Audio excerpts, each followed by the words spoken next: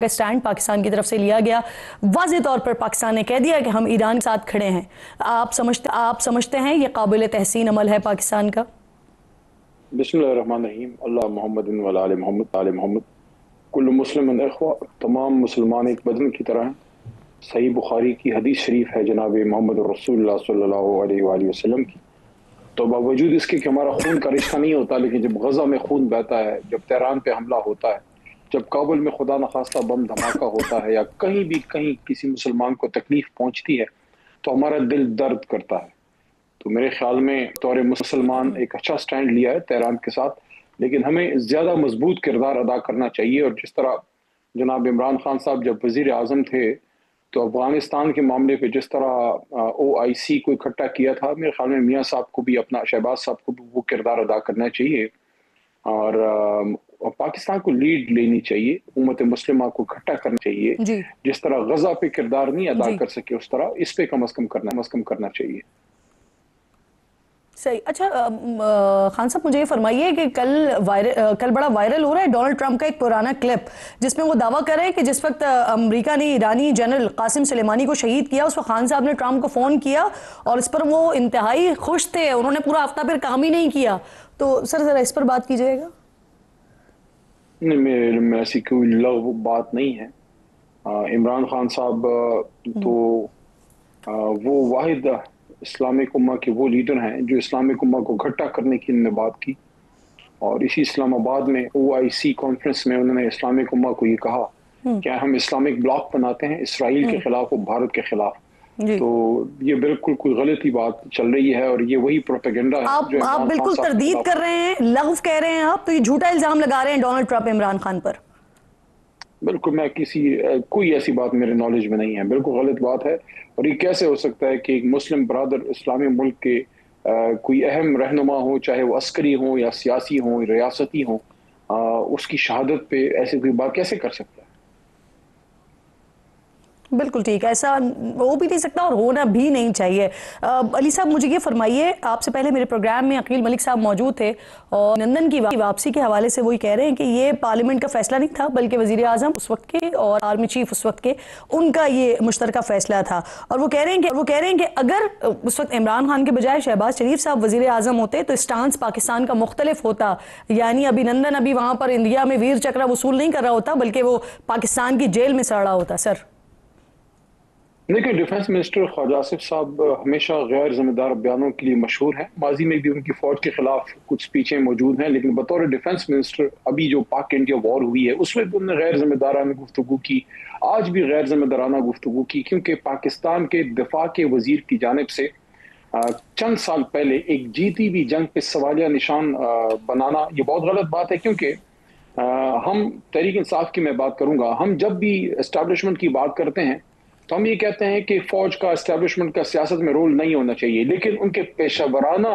जो उनकी कारकर्दगी है, कभी भी सवाल किसी ना उठाया है ना उठाने का सोच सकता है। क्योंकि हमारी सिपाह, चाहे वो एयरफोर्स है, नेवी है या हमारी मिलिट्री है, उसकी अल्लाह के करम से हम सबको उस पर 100% एतमाद है। और इस जंग में आपने देखा कि बावजूद तमाम रिजर्वेशंस के अडियाला जेल के अंदर से खान साहब ने जिस तरह सपोर्ट किया और जिस तरह मोदी का नाम लेके बैश किया इंडिया को, तो उस वक्त का ये देखिए बड़ी जिम्मेदाराना एक चीज है। अभिनंदन के हवाले से अली मोहम्मद खान साहब, मुझे अभिनंदन के हवाले से बताइए, जिस वक्त ये डिसीजन हुआ। जी जी, सवाल भी ले लें, सवाल मैंने सुन लिया, लेट मी स्पीक।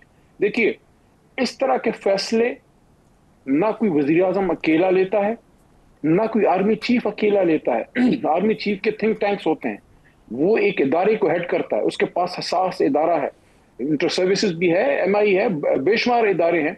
वो एक सोच के तहत फैसले होते हैं, एक कोलैबोरेशन में होती है। ये एस्टैब्लिशमेंट और उस वक्त की हुकूमत मिल के फैसला करती है। और ये जो वाला मामला है, इस पे तो बाकायदा उनके लीडर शहबाज शरीफ साहब को, आसिफ जरदारी साहब को, बिलावल साहब, सबको एतमाद में लिया गया। और कौमी असम्बली के फ्लोर पे जब इमरान खान साहब ने ऐलान किया, क्या उस वक्त मोहतरम ख्वाजा आसिफ साहब या शहबाज शरीफ साहब या आसिफ जरदारी साहब या बिलावल साहब या मौलाना साहब, किसी ने एक लफ्ज अदा किया था कि नहीं ऐसा ना करें? अब 5-6 साल बाद एक जीती हुई जंग पे सवाल उठाना क्या आप भारत की मदद करना चाहते हैं? दुनिया ने माना कि पाकिस्तान ने वो जंग जीती। एतमाद में लेना पहले इन सियासी लीडरान को और पार्लियामेंट में बयान देना, ये दो अलग अलग चीजें हैं। तो मेरे लिए ज्यादा इंपॉर्टेंट आप कह रहे हैं कि एतमाद में लिया गया इन तमाम लोगों को, आसिफ अली जरदारी साहब को, मियां नवाज शरीफ साहब को, शहबाज शरीफ साहब को, इन तमाम लोगों को एतमाद में लिया गया इस डिसीजन से पहले? अगर नहीं लिया, साल तक खामोशी क्यों थी? ये डिफेंस मिनिस्टर खामोश क्यों रहा? शहबाज शरीफ साहब जो वजीर आजम हैं, कंफर्म कर देना कि एतमाद में लिया गया असेंबली से पहले, डिसीजन से पहले। ये डिसीजन जब ली गई, सब ऑन बोर्ड थे। उस मीटिंग में मैं मौजूद था, जो जंग के बाद जैसी जंग स्टार्ट हुई, जो कमेटी रूम नंबर 2 की बात हो रही है, कमेटी रूम नंबर 2 में मैं मौजूद था, जिसमें जनरल बाजवा मौजूद, जिसमें खान साहब नहीं थे, जिसमें स्पीकर साहब मौजूद थे, जिसमें आसिफ जरदारी साहब थे, जिसमें शहबाज शरीफ साहब थे। मुझे नहीं याद पड़ता कि उसमें ख्वाजा आसिफ थे या नहीं थे, लेकिन क्या उस मीटिंग में कोई सवाल उठाया इस तरह का? या उसके बाद जब ये फैसला हो गया कि हमने इस आदमी को वापस करना है, देखिए वो एक स्ट्रेटेजिक फैसला था कि पाकिस्तान ने जिस तरह अभी अपना दिफा किया है, लेकिन हमने जंग को मजीद एस्केलेट नहीं होने दिया।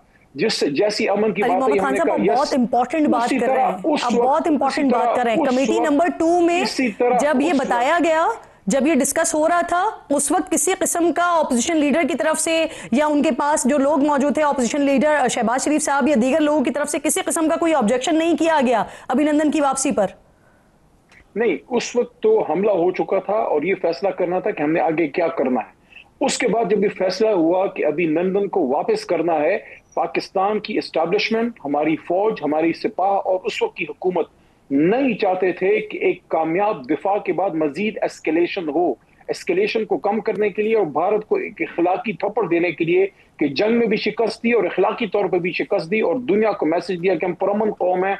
ये फैसला वज़ीर आज़म इमरान खान का अकेला नहीं था। ऑपोजिशन ने इस पर कोई एतराज नहीं किया था उस कमेटी नंबर 2 की मीटिंग में। मुझे ये बताएं कि जब पार्लियामेंट के फ्लोर पे उस वक्त के वज़ीर आज़म ने ये बात की कि हम इस आदमी को वापस करने जा रहे हैं, दुनिया के सामने भारत के मुंह पे एक जनाटेदार थप्पड़ मारने जा रहे हैं। खान साहब, मैं यही तो आपसे बात कर रही थी ना। अगेन देखें, वही बात हो गई कि उस कमेटी के अंदर अभिनंदन की वापसी वाली बात नहीं हुई, लेकिन असेंबली के फ्लोर पर फिर यह अनाउंस किया गया।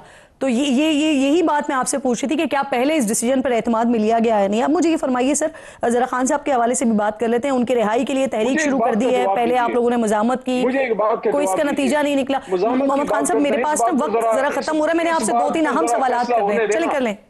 इस बात की सबसे अहम फैसला, सबसे अहम सवाल और कोई है ही नहीं।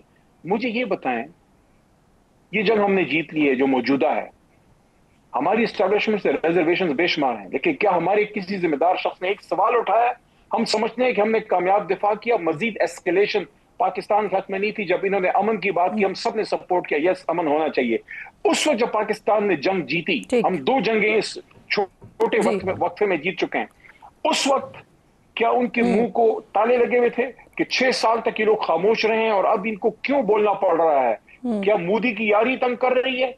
ये मुझे बताएं कि डिफेंस मिनिस्टर ने कभी नवाज शरीफ साहब से पूछा है कि जब पाकिस्तान और इंडिया की जंग हो रही थी, एक आदमी पाकिस्तान में नवाज शरीफ था जो मोदी का नाम लेने पे बिल्कुल खामोश था। आप फ्लोर ऑफ द हाउस